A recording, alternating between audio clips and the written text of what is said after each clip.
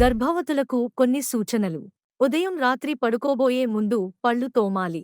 ప్రతిరోజు ఒకసారి వాష్రూమ్కి వెళ్ళాలి. లేనిచో మొలలు వచ్చును.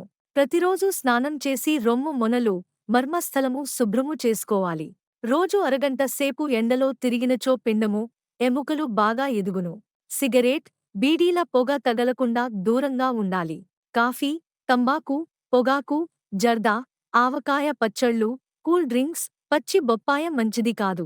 కూరగాయలు, ఆకుకూరలు, ఉడికిన పప్పుగింజలు, పాలు, పండ్లు, గ్రుడ్లు, మాంసం, బెల్లం, వేరుశనగ ఎక్కువగా తినాలి. గ్రుడ్లు తింటే బిడ్డకు వెంట్రుకలు ఉండవు అనేమాట శుద్ధ తప్పు మూఢనమ్మకం.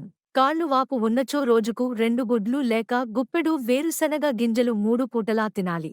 పగలు 2 గంటలు, రాత్రి 8 గంటలు తప్పక నిద్రపోవాలి. 7వ నెల నుండి ఎడమవైపు తిరిగి పడుకంటే పిండము బాగుగా ఎదుగును.